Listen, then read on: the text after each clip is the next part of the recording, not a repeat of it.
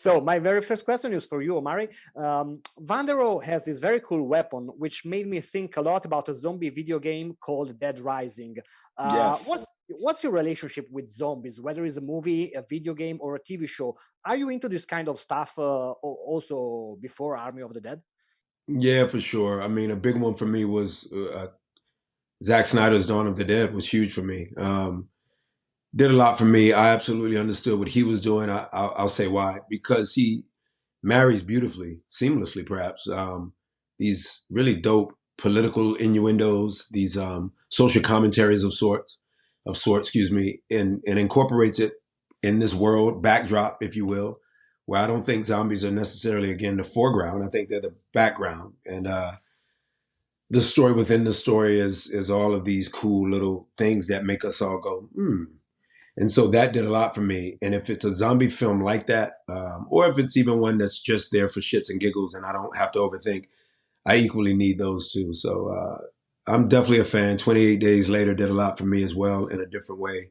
But I do know that Van der Rohe was sort of decoratively, if not, in the back of Zach's mind when created. I definitely felt like fans would look at, Van der Rohe as a character and go, there's a very eerily similar reality to that which we've seen in the video game space. So for sure.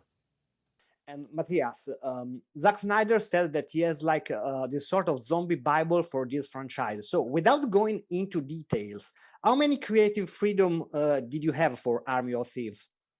Oh, good question. Yeah, no, Zack said, Matthias, create that's your universe, create it.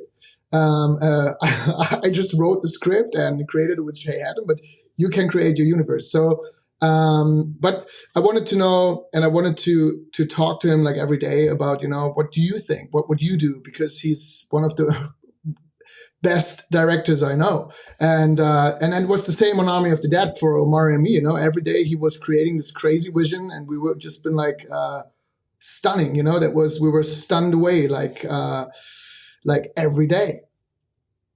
So this one is for both of you. You guys have this great moment with Raul Castillo. I don't want to drop any spoiler, but I'm speaking about the moment where Van der Rohe explained his theory about the situation. And we actually have like some visual clues that seems to give credit to what is saying, even though the movie takes another road after that. What's happening in that moment for you, starting with Omari and then Matthias?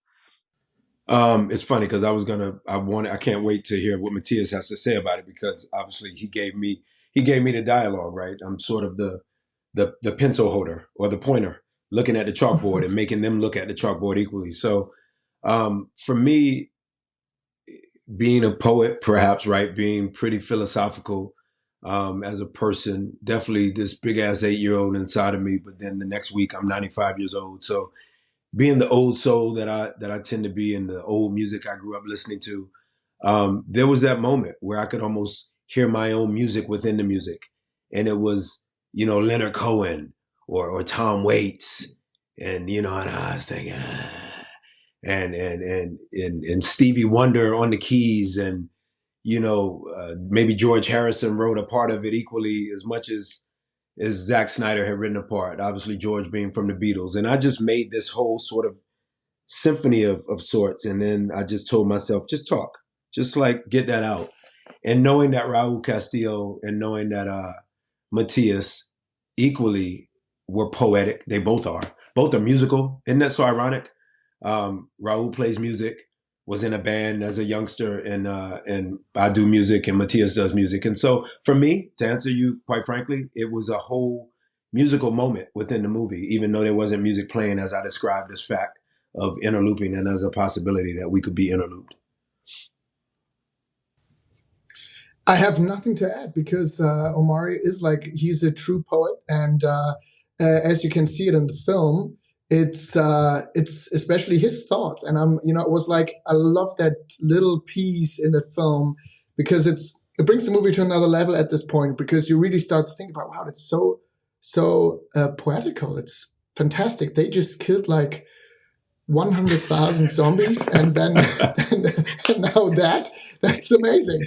And these guys Zack are Snyder, really man. cool guys. Yeah, that's Zack Snyder. That's right.